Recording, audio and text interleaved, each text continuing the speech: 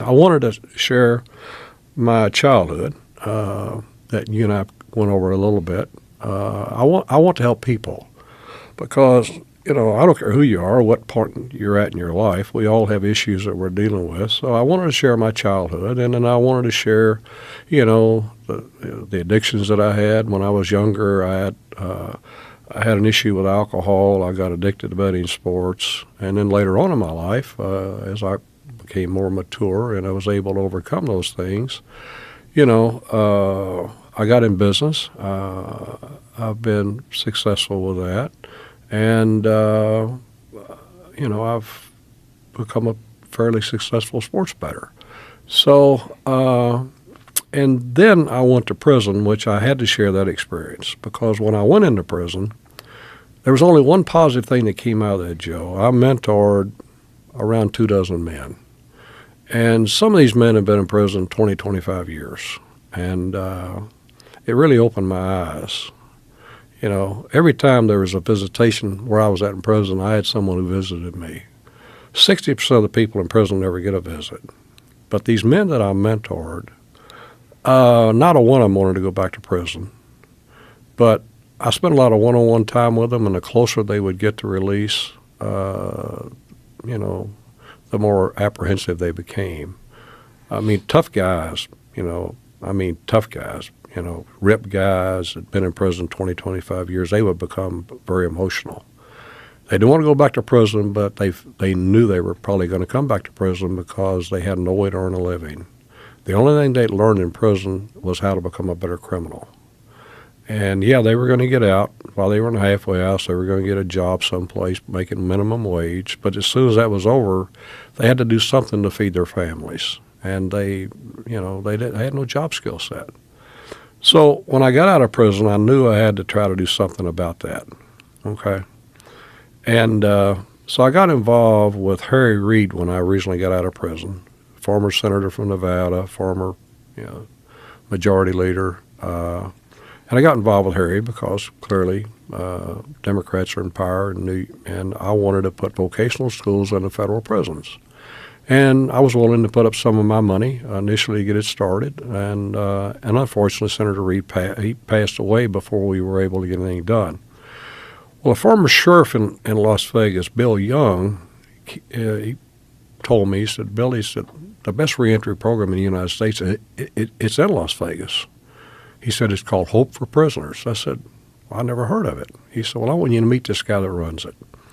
So there's a guy who runs it. His name is John Ponder, who's been in prison himself twice. He started his program in 2012, Joe. The recidivism rate is only 5%. So, being a leery guy, being a gambler, there's a lot of people looking for your money these days. We all know that.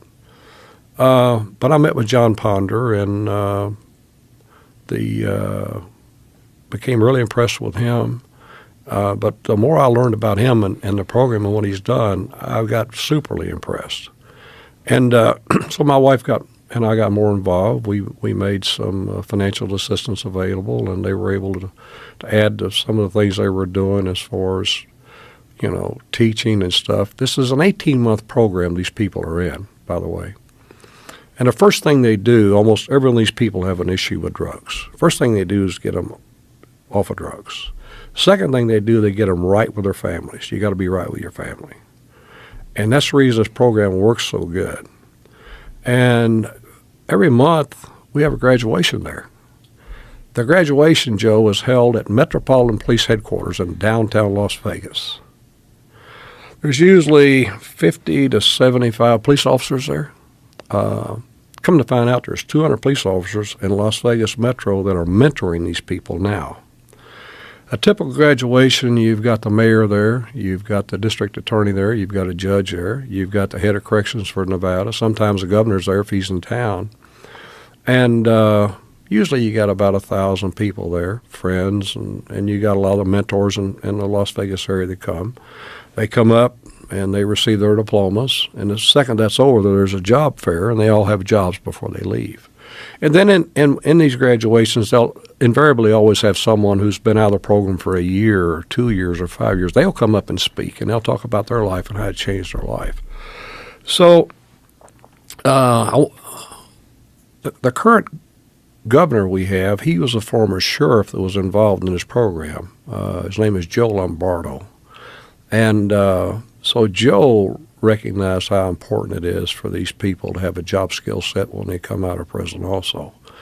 So we spoke to him and the head of corrections in Nevada, and we now are putting vocational schools in Nevada prisons. And they're going to be able to get certified to be an electrician, a plumber, air conditioning repair, truck driver.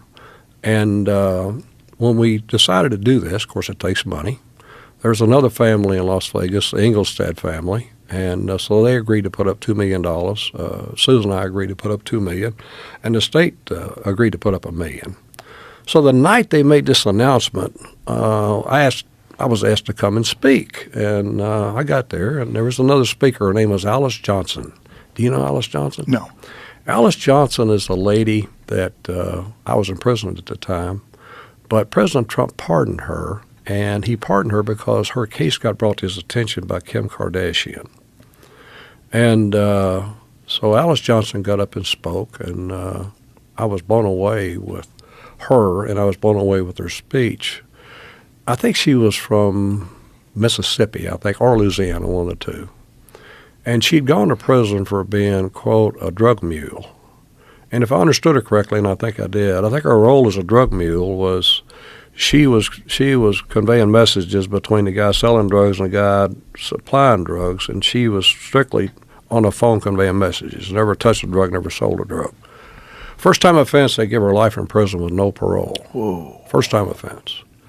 So she was in prison, I think, about 22 years, and had become a model person in prison. I think she became a minister, and she got pardoned. And but that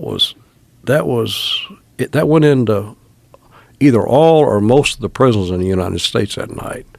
So we followed it up. We went out to Indian Springs State Prison in Nevada.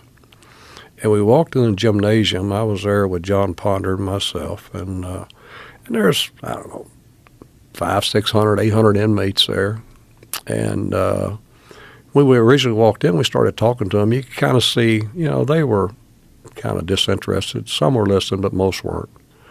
But when John got up and he got to talking about what we were going to do, you could see they started to get more interested. And when I got up there, I said, well, you guys are probably trying to figure out what this old gray-headed dude here is to talk to you about today.